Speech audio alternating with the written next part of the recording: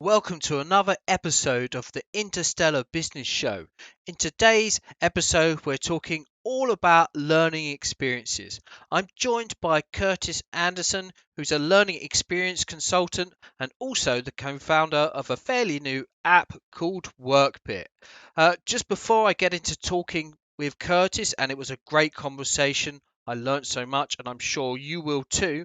But before I get into that conversation with Curtis, there's a quick message about a business tool that I've designed for experts and business leaders like you. Are you a free-thinking business leader? We have a report you must see. It's a personalized report that reveals your strengths and weaknesses.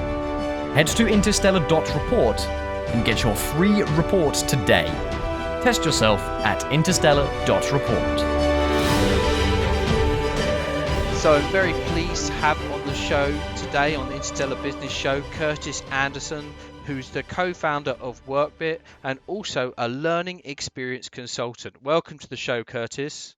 Thank you very much. It's great to be here on this Saturday. Okay, thank you. We're pleased to have you. So what's the mission behind Workbit? And actually, a lot of people probably won't have heard of Workbit because you're not quite as big as Apple just yet in terms of being a software company. So what is Workbit?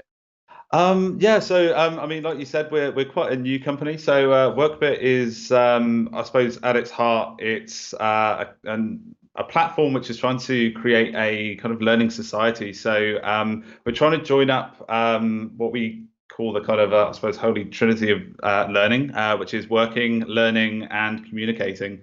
So from the learner's perspective, we want to create a kind of single go-to hub where people can connect, they can work, they can learn and communicate with each other, and help to kind of formulate meaningful lifelong learning experiences. And then I suppose from the teacher's perspective, we're looking to try and make their lives easier by allowing them to quickly and easily turn their content and materials into digital learning experiences. And also taking some of the burden off of them by formulating kind of peer assisted and social learning. That's kind of what we're trying to do. It's a big journey that you're on and a big goal that you've set yourself. Yeah. So you're trying to connect. I suppose if you could sum it all up very succinctly, your mission, right? What would it be if you could sum it up very, very succinctly? Oh, in 3 words, perhaps, maybe working, learning, communicating. Fair enough. I'd probably go for that. I think that's good. So you're bringing I've had a quick look at what you're doing, and I like this idea that you're bringing very different things. Well, not that they're not very different, but they're things that are normally done in different applications and different Yeah. places, and you're trying to bring those together, right? Because it seems a bit crazy that you're siloing things that are so connected. Exactly, yeah. So particularly, in kind of like classroom, so kind of like education and learning environments and workplace environments.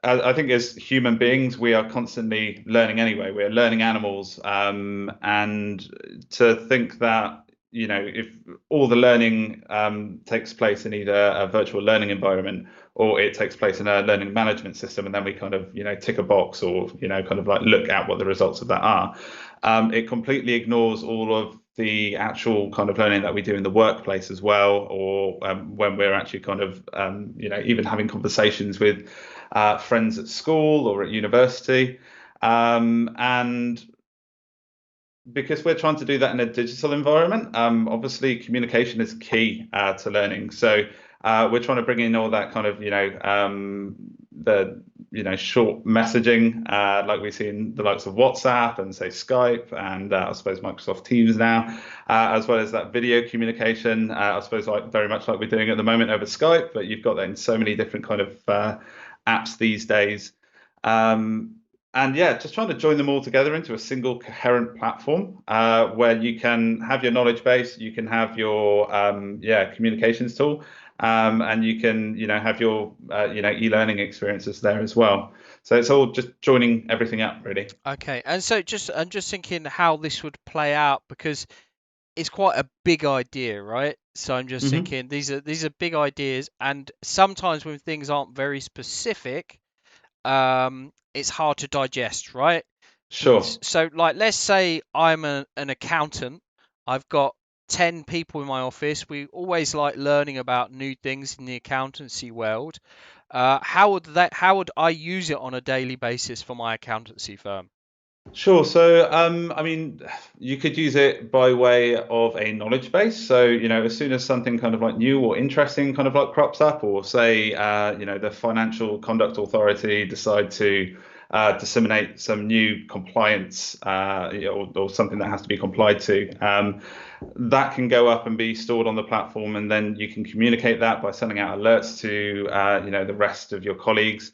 Or if you wanted to have, or if you'd established a new, standard operating procedure, that could also be documented and held on the platform. It could be edited by that procedure owner. And then as well, it's just about, particularly if you're kind of, as we seem to be kind of heading towards now anyway, a more kind of decentralized workforce. You can actually go on there and you can talk about that specific thing, either in textual form. So for example, if someone's just uploaded a new document, which is their new standard operating procedure, you can have a conversation about that very specific document, and all that information is held against that document. And likewise, you can have a video conference or web conference about that very specific document. There's no more kind of, someone puts something up onto, say, SharePoint, and then you've got the whole kind of, you've then got to go into Outlook to start sending emails to people about things. And then you've got to hop into Zoom to then maybe have that kind of face-to-face conference conversation about that document. You can actually just have it all in there in one place. I know, yeah, I like that because it does stuff. As someone who deals with a lot of software, I would hate to tell you exactly how many apps I use on a daily basis, but it's ridiculous. Yeah, And trying to it's really ends up being quite fragmented. I mean, we're always swapping tabs on the browser, and it's a yeah, nightmare. Yesterday, Sky Sports made me shut Google Chrome to watch a football match, right? yeah, Because I've got screen recording software in the yeah. browser, I and had exactly the same issue. yeah, and so they made me quit Chrome, and then when I restart Chrome, half my tabs aren't there, and it's like, ah, man. And so Yeah. so this whole fragmented way of working is actually quite painful. It's something we put up with, but actually it's not necessary, really, is it?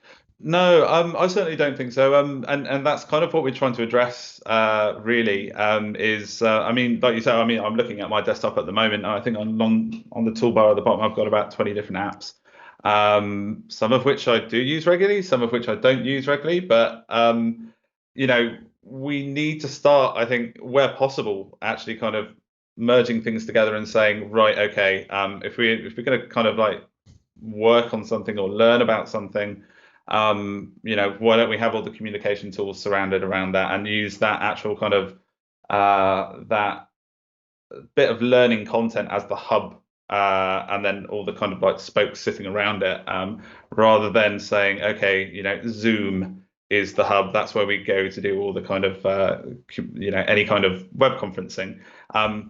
It's a tool that should kind of support something else rather than being the tool that everything else kind of integrates into, if that makes sense. So yeah, we're kind of trying to do a bit of a reversal on it, and trying to kind of, yeah, merge things together. That makes total sense, and I think that like having been able to have joined up conversations is very important. So could someone, like going back to this accountancy firm, could they Yeah. have a meeting on something, and that would be recorded in Workbit as well? Absolutely, yeah. So our kind of web conferencing kind of software that we use for it is pretty comprehensive. So yeah, you can go on there. You can do presentations. You can do all the kind of screen sharing. Yeah, we support many of the same features that you would find in most of the commercial web conferencing softwares like Zoom. The great benefit of it, though, is that all the scheduling actually takes place within the actual workspace. And in the workspace is where you have all of your content as well, and that's where you have all your kind of messaging, etc. So yeah, we like to think we can do pretty much everything that everyone else can do. We've just got the big benefit of not having to switch tabs in order to do it. I mean, I suppose one of the tension points is, which is all that, like, there's this tension between doing everything all in one app, which makes so much sense. And Hmm. it's like, I'm a bit jealous of my brother sometimes because he's a plumber and essentially all his apps are in the back of his van. He doesn't Yeah. have to do a firmware update every time Apple tell him to. It's all just there. Whereas we've got all this stuff. But I suppose the danger of having everything all in one place is sometimes maybe you can't do something as well as a specialist piece of software can Sure. in some instances. Do you think that's a fair comment? I think so, yeah. Though I'd like to think. I mean, we've largely got around it by using kind of open source libraries that are, pretty well supported, pretty well documented, and by and large, pretty well kind of like structured. And they've got an awful lot of features that we can leverage. And quite often they have many of the features that you would find in the likes of Slack, Zoom, Microsoft Teams, etc. I think it's more that we've put them together in a unique way, which we feel supports, learning outcomes a lot better than you would have as a result of this kind of bouncing between different apps. So one of the kind of the big things that we're very much interested in is kind of like data collection, so that we can start gleaning insights about what it is that our users are engaging with. And it's very difficult to do that if you're having to try and track what's taking place in three different apps that have all got, very different architectures, and maybe reporting that data in a very different way. So by having everything kind of in this centralized location, and actually kind of like leveraging open source technologies, we can deliver really high quality functionality and really great features, whilst also kind of being able to I suppose I suppose it's a case of wearing many different hats, Yeah, but managing to do everything quite well yeah. without kind of losing that. No, I think that does make sense what you're saying. I'm just wondering in terms of, for example, you're saying you're doing booking meetings inside the app.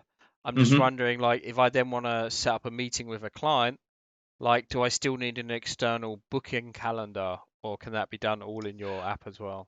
Oh, right. So yeah, I mean, you wouldn't need an external booking calendar. So we've got it all linked up to a mail server. So we'll send out an email to that person to say, hey, you've been booked on to kind of you've been added into this kind of scheduled meeting. Hopefully they'll be or have an account with it anyway, so they'll just be able to kind of like click through and see what's going on.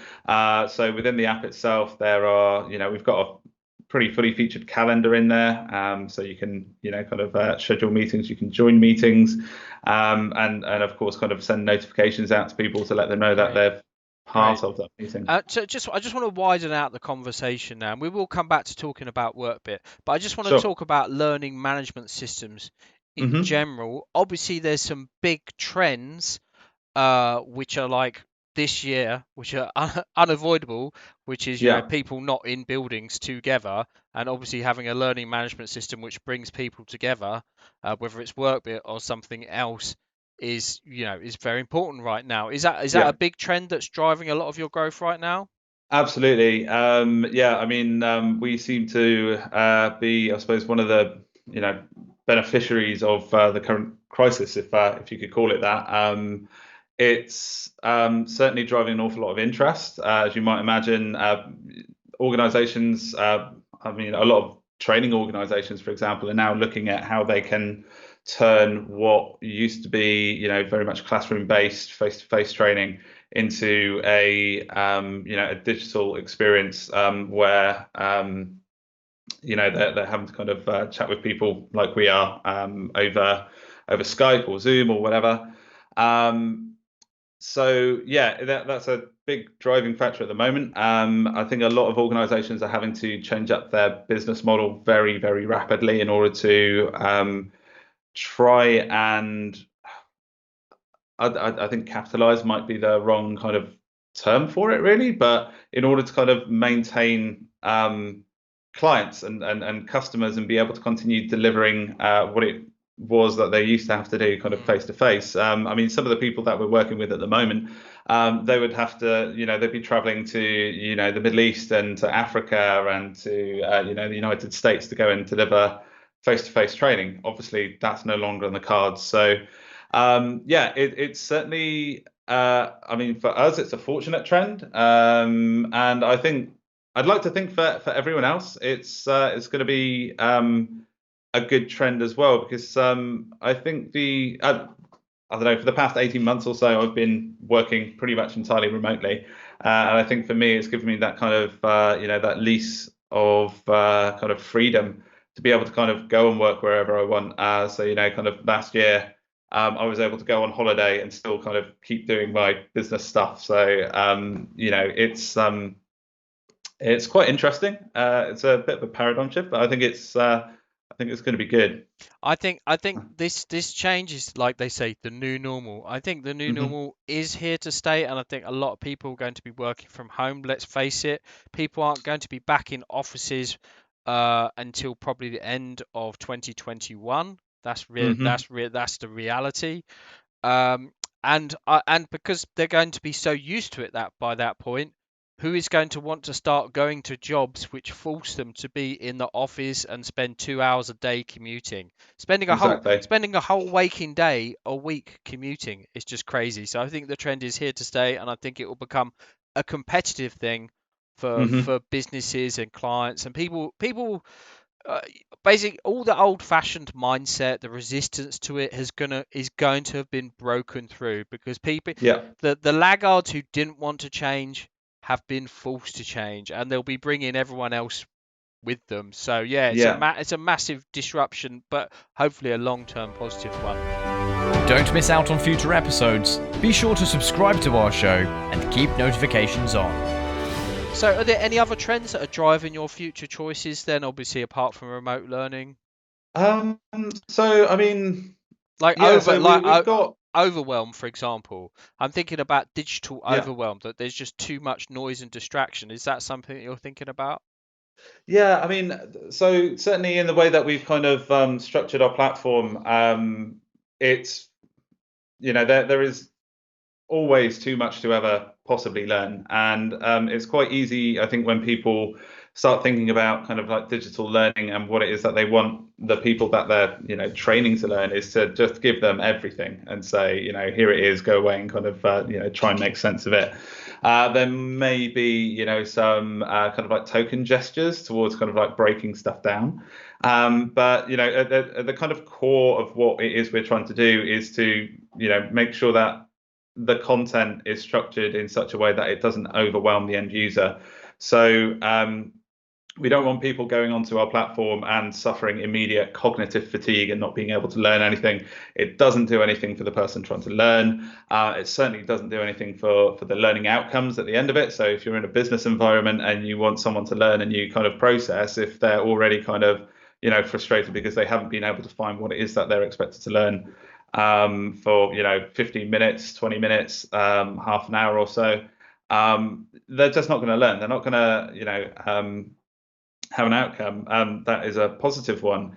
So yeah, we've made sure that with our platform, you should be able to find whatever it is that you're looking for within 3 clicks. Great. Um, Do you do the mum test? Like, for example, I know if something's too complicated, and this is not a sexist thing. Actually, my dad is worse than my mum, so it's totally not sexist. But my mum's the one I communicate most often with. So I'd say mhm. I know if something's too complicated if my mum can't get it straight away. So it is, Yeah. and obviously, as very switched on people who are using technology to make stuff all the time, it's very easy when we're testing our stuff to think, oh, this is so simple and easy to Yes. understand. How do you get over that problem? So for the first couple of months of the lockdown, my dad was actually shielding with us. So I was using him as a bit of a test bed. So yeah, it was very much the dad test for me. So yeah, it was a case of kind of putting it in front of him and saying, "Can you find this? Can you find that?"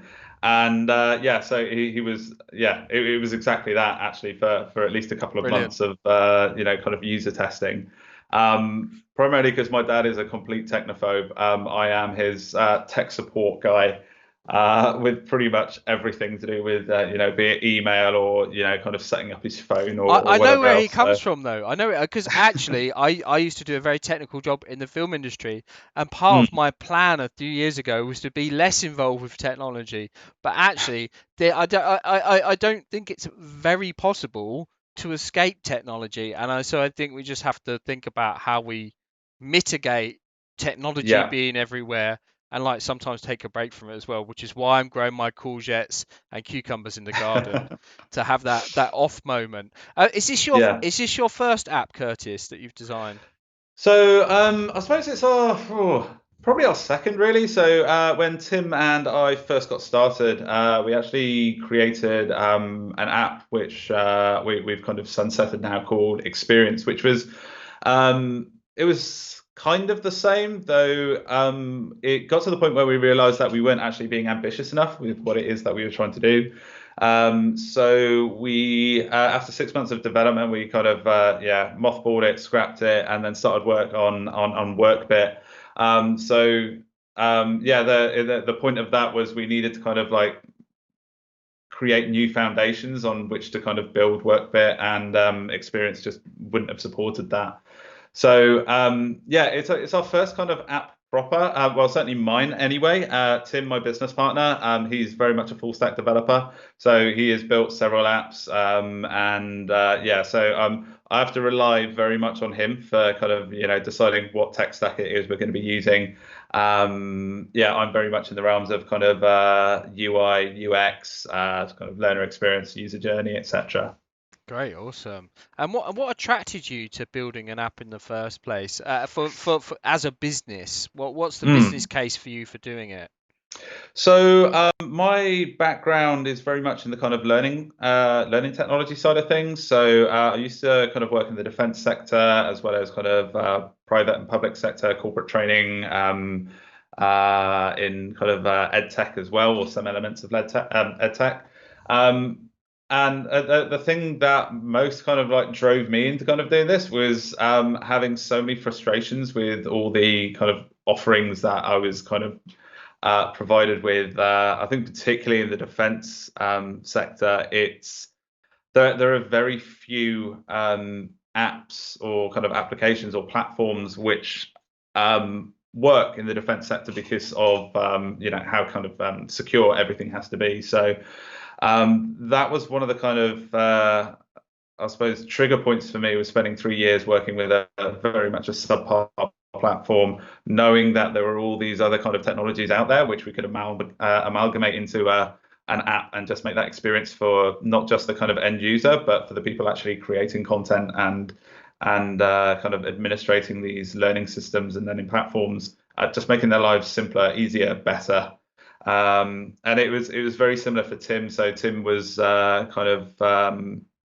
he was working very much in ed tech, so in universities and whatnot. And yeah, he had very similar experiences with some of the more monolithic platforms that are out there. So yeah, we wanted to create something a bit more agile, a bit fresher, and built on more modern architecture. Nice, nice. Well, I'm glad you're driven by mission rather than money. That's really great to hear. Yes, definitely. And so, can any business make an app right now? Right now, because apps are everywhere, right? And there just seem to be Yeah. so many of them. Can any business go out there and make one? I mean, yeah, I mean, it's one of those kind of I suppose questions where I think the immediate follow-up question would be should you? And so yeah, I mean you can go to an app developer and say, hey, make me an app to kind of do this feature or function. But I think I don't know, if you're say an independent clothing store, it's certainly not worth you going out there and making your own app. There are already, kind of apps out there that you can leverage to, kind of grow your business. without all the kind of like the stress and heartache of going through the whole kind of development life cycle. So yeah, if you're an independent clothing store, I'd recommend using something like Etsy or eBay, or one of the many other kind of like apps that will certainly give you a much broader appeal. They'll give you an immediate audience, and they'll kind of, they'll help you do all the other things like payment, etc. You won't have to mess around with, you know, integrating other third-party tools into it, Sure. or even having to deal with developers. I mean, yeah, they're developers are great people, but yeah, the whole kind of development lifecycle can become quite frustrating quite Yeah, quickly. yeah, I can imagine. And actually, I was reading in the news today, an interesting thought was come to me. Reading in the news today about Apple. I don't know if you've Yeah, seen the story about how Apple are starting to demand a certain amount of money or percentage from apps on the App Store. I think I've right. got this right. And so basically, if they're not making money off you and you're in some way making money, they won't update your app or let your app get onto the platform Oh anymore. wow. Yeah, there's a really interesting story. It's on the BBC today. Mm, And it just made me think about, actually, it's not just about making an app, but it's also where you build it as well. Because I hmm. strongly believe you need to own the land that you operate on, right? And Yeah, if your app is just built through the App Store or through the Google equivalent, and that's the only place it exists, then you don't really own your land. You can get turfed off at any time, which I think is the point with these people complaining, yeah, that they can't afford to pay 30% to Apple necessarily. And I was yeah. just thinking, do you have any thoughts on that? I mean, because your app at the moment is on your own website, shall we say, on your own That's right. server, Yeah. right? Yeah, that's right. So, I mean, first of all, I hadn't heard about that story. It's, I suppose, interesting to say the least. Not sure how fair it is, I suppose, to people, but yeah, I'd have to read a bit more about it, really. But yeah, certainly, our platform is very much a web app, so we it's cloud hosted on our own kind of cloud servers. We Yeah, so it was important to us to basically have that kind of like complete ownership and complete control over things, to make sure that we could, well, certainly that we're not going to get kind of like turfed off, the Apple App Store, or Google Play.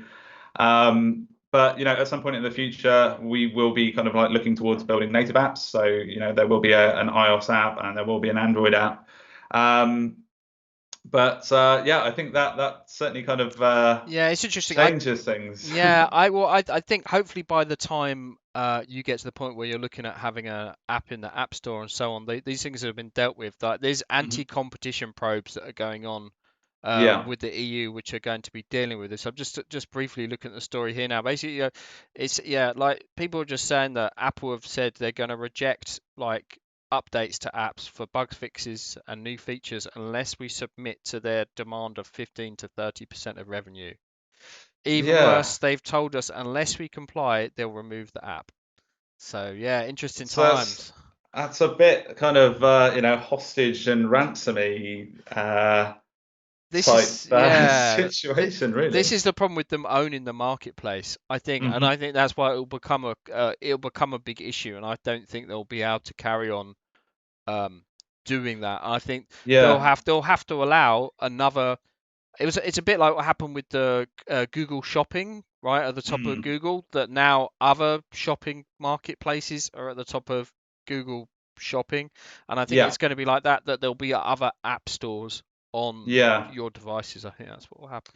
Yeah, I mean, it's I suppose one of those things with I mean, obviously jailbreaking kind of Apple devices is certainly in my circle, seems to be kind of increasingly popular as people try and kind of break away from being kind of only being able to kind of get apps that have been vetted by Apple. Um, but yeah, it's just I suppose quite interesting. I mean, we kind of going back to what you said about kind of owning your own land. We want to make sure that we can't just be kind of like turned off in that way. And we make sure that our apps, our web app even, can be accessed via a browser, which kind of links into what you were saying kind of before about everyone increasingly doing things through their browser, and and then just kind of accessing everything through that. Great. Did you have any big roadblocks to overcome while you were building your app? Yeah, I mean, probably the two biggest that come to mind are the somewhat kind of, I suppose, Kafka-esque kind of situations we found ourselves in with certain elements of internet infrastructure. I suppose, namely, the Great Firewall of China and Google Ads. I don't know whether or not your listeners would have encountered any of this themselves before, but so certainly the Great Wall of or the Great Firewall of China. Anyway, we were doing some work with one of our kind of strategic business partners, who were offering, or they're going to be offering anyway, foundation year international students basically courses before they go on to do their undergraduate degrees at quite a large university group in the UK. And this is very much an ongoing thing, is most of their students now aren't going to be able to travel from China to the UK in order to kind of do everything, and so they wanted to be able to deliver it as a remote option into China. Everything seemed to be going really well. We were kind of trialing out the platform. We managed to get some folks over in China to try it out, and it all seems to be working quite nicely. And then we got the unfortunate message saying that they'd had to use a VPN to access it. So everything then got thrown into disarray, because obviously we can't expect people to have VPNs to kind of gain access to our platform. So that's still very much a kind of ongoing thing, whilst we try and kind of figure out why it is that people can't access it, because all the tests that we can do from here in the UK suggest that it should be accessible. The domain seems accessible, etc. But for some reason it's they just get a 404 message as soon as they try logging on. What a pain. Yeah, it's quite frustrating, particularly because we've got no means of finding out what it is that they're kind of blocking it for.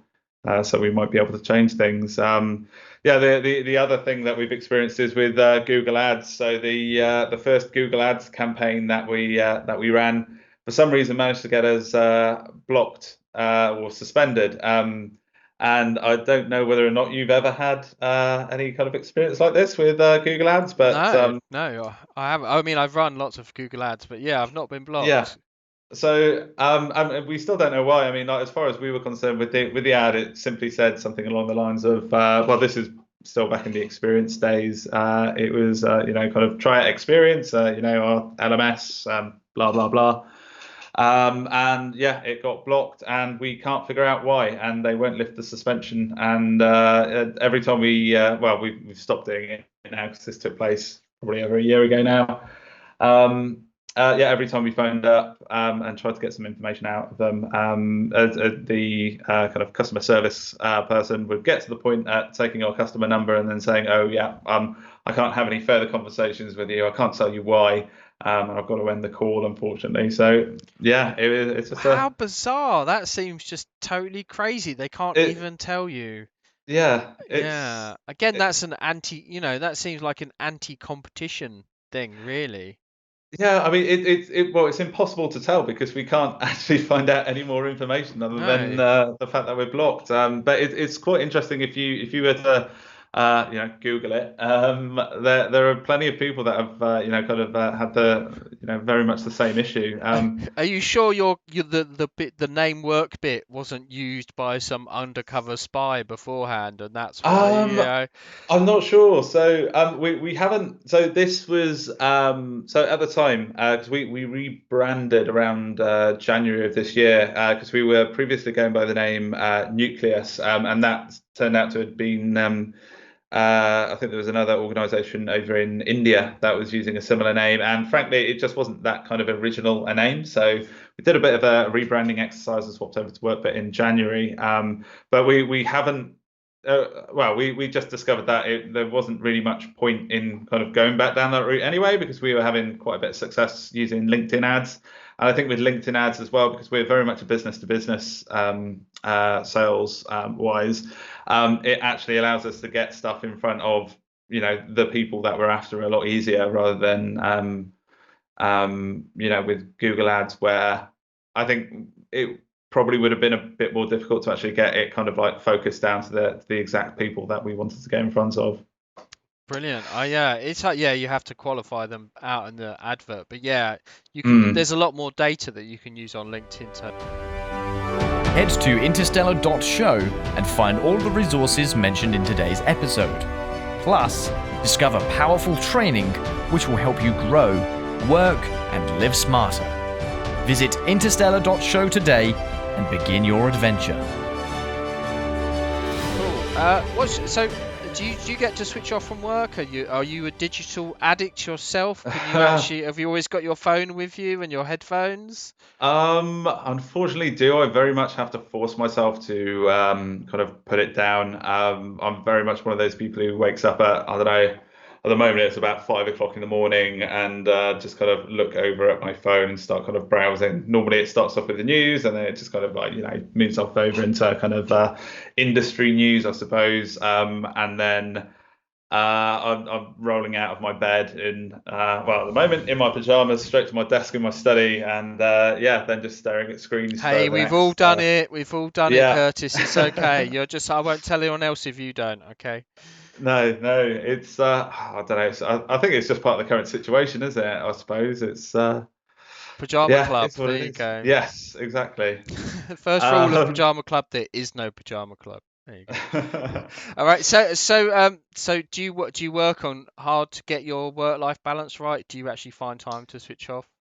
I do. I mean, I'm very much one of those people where as soon as I kind of decide I've had enough on any particular day, that's it. I kind of, I mean, I'm fortunate that I've got my own study, so I can just kind of, close my laptop, wander downstairs, and then, kind of, play with the dog, or have a conversation with my long-suffering partner Kate, and just kind of switch off. And I'm really kind of fortunate as well that Kate largely sorts out my social life for me as well. And I have no veto over what we're doing over the weekend. If she's decided that we're doing something, we're doing it. Because otherwise, I'd probably just sit in the office and just kind of work. Fair enough. Yeah, it's important to switch off, and I think something that I've worked very hard on is structuring the time when I'm working and when I'm Yeah, not, and trying to make sure I definitely switch off, because your subconscious can be carry on processing stuff for a long time, which is actually going to hmm, tire you out. So you need to like try and give yourself time for nothing, time just to empty your mind. exactly. Yeah, Yeah, yeah, and just yeah. to I mean, talk rubbish, talk about football or talk about whatever you like. Does not work. Exactly. I mean, I think it gets quite bad sometimes where I don't know. So this is quite bad. Last night I was dreaming about work. I woke up with a few actual kind of interesting ideas, but I don't know. Is that good that you're kind of dreaming about work, as long as it's What's not your bad, I suppose. it means your subconscious is still thinking and processing problems, Yeah. which is probably not great at 2 in the morning, I No. reckon. No. What time do you stop looking at your phone at night? Do you look at your phone just before bed? Here's a question for you. I do definitely. I'm really bad for Ah, it. there I'm you really, really go. bad. I mean, I've started using the the kind of nighttime mode, so I'm not getting that blue light after 7 o'clock. But I do have quite a restless curiosity.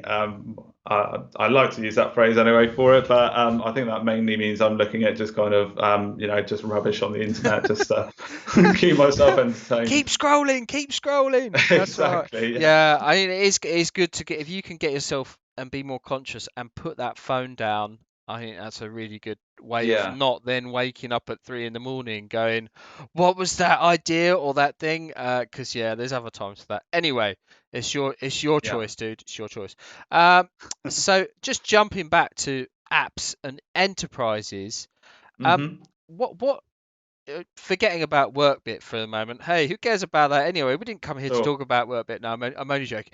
If we're just thinking about enterprises choosing apps in general, what should they Yeah. think about before choosing apps? I mean, I suppose the first thing I'll probably recommend doing is, and it might be an obvious one, is asking the question like, will it solve a current or future problem? If it's not going to solve a current or future problem, then there's no point getting it. You see it quite often though, is like people see the kind of new shiny thing and think, oh, that looks good, like let's get the new shiny thing, and then it often ends up just being a time and money sink. So.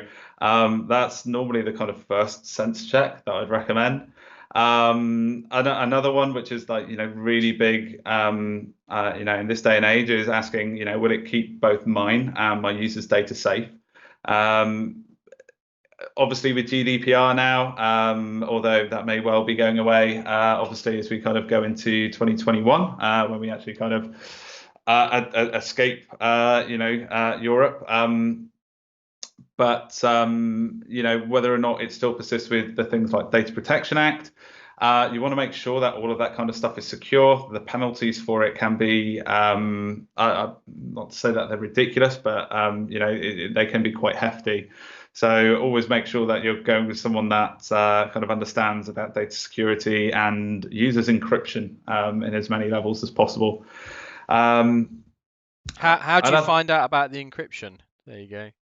So what with encryption, I suppose just make sure that, well, I don't know, if you're using some kind of, web conferencing tool, for example, and I know Zoom was in the headlines for it quite recently, but making sure that end-to-end encryption or, kind of PGP, pretty good privacy, those kind of protocols are in place, and that, kind of like passwords aren't stored as plain text in some .text file somewhere.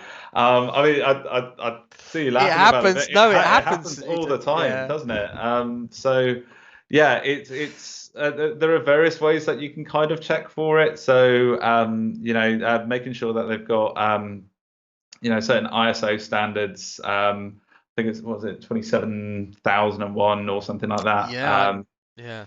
That is, I Um, think you've got that right, actually. I do actually know about that one, so there you go. That's going yeah, to surprise people. Yeah. but just kind of looking out for those kind of things with whoever it is that's kind of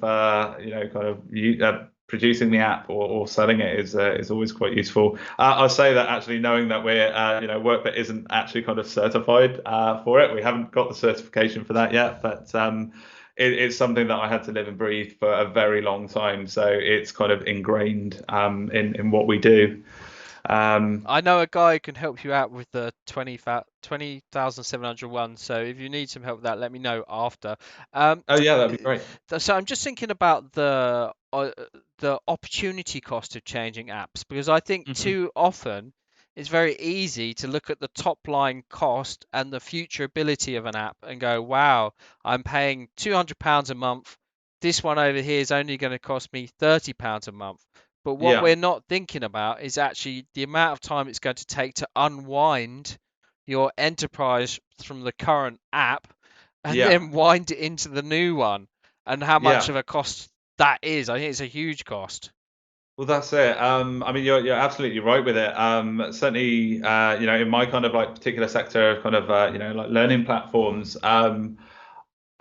The first thing people often look at is, what is my, if it's going to be kind of a SaaS offering, is what my monthly cost going to be. But yeah, the whole kind of data migration, that particular exercise can often be extremely costly.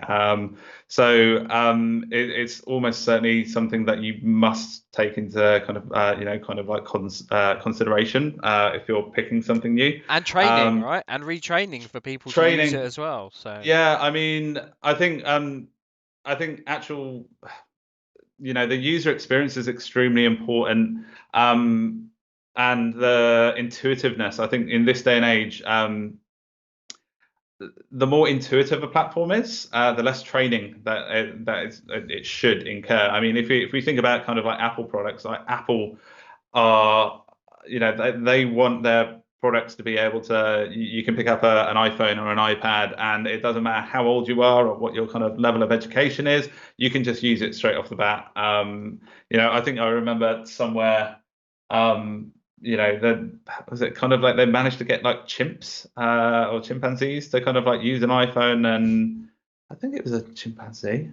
I think they were using Instagram or something like that. It was just kind of, swiping through and like looking at, videos and pictures of, other kind of chimps and stuff. And I think, not to say that you should make it, easy enough for a chimp to use. I mean, that would be the gold standard, but you should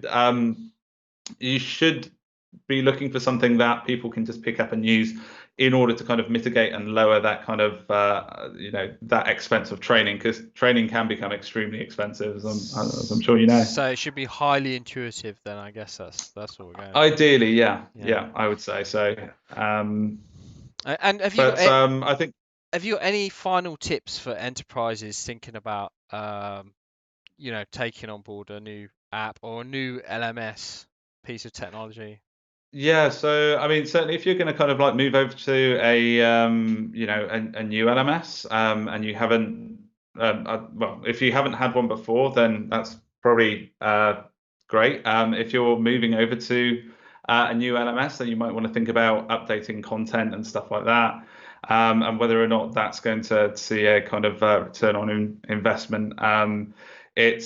It's very easy to kind of like just move from one platform to another, but if you're still using old content on a new system, then it's going to look a bit weird. And people, particularly in kind of like the learning world, if you're a learner and you see things that are mismatched or don't look right, they can become a distraction, and they can really affect the learning experience and the learning outcomes at the end of it. So take a holistic approach to it when you're kind of looking at migrating from one to another. Brilliant. And so just returning to Workbit, what are the key benefits that you're hoping people will take away from? And I'm thinking about like quite the emotional or real human benefit of using Workbit to people. Yeah, so I mean, we'd like to think of it as being kind of a time saver. So I mean, we kind of mentioned it earlier on, and we want people to not have to kind of get lost in windows, not get lost in tabs anymore, not be hopping from app to app. It's at its core, we want people to be spending more time thinking, more time doing. And we think that kind of using a single tool can help actually create more coherence, more cohesion within the team, and a greater consensus amongst the people that are using it. Brilliant. Okay, and where can people go if they want to learn more about your app then? Sure. So they can either go to our website, which is workbit.io. If they want to contact me directly, they can email me at curtis@workbit.io. They can check us out on LinkedIn, of course. So that's linkedin.com/company/workbit, or they can follow our blog on Medium, which is medium.com/workbit as well. Okay, awesome. Well, look, thanks for coming on the show today, Curtis. I think we learned a lot about your software and your approach to LMS, and I do like the idea of bringing a lot of these disparate technologies and communication tools together. So congratulations for doing that. That's brilliant. No problem. Thanks. Yeah, thanks, and I'll see you soon. I really enjoyed that conversation with Curtis. He's a guy who's got so much to offer, and I'm really interested in where he's taking Workbit with his co-founder, and I'll definitely be keeping an eye on what they do. And I think if you're considering getting a learning management system in place for your business, then I think you should definitely take a look at Workbit. I think it could be a very good option. One final point I'd like to make is about opportunity cost. I think too often we are attracted to the shininess of new apps and new technology, and we look at what we've already got and we look at what could be an improvement, and we're so excited by maybe the saving in the monthly saving or X or Y feature that we don't actually think about the cost of taking on that new technology and how much time and energy and resources it's going to cost us as leaders, and also it's also going to cost our teams. So I think if you are going to start using a new app or software, you really need to do a cost benefit analysis and really understand what you're going to get out of it. Well, Thanks for listening to the Interstellar Business Show. This podcast was sponsored by the Interstellar Report. Ready to discover the powerful forces that influence the success of leaders like you? Head to interstellar.report and grab this brilliant resource. A personalized report which reveals your strengths and weaknesses in 6 key areas. Visit interstellar.report and discover the insights, roadblocks, and opportunities you've been missing. Plus, get free personalized training that will help you grow, work, and live smarter. Go to interstellar.report today and start your adventure.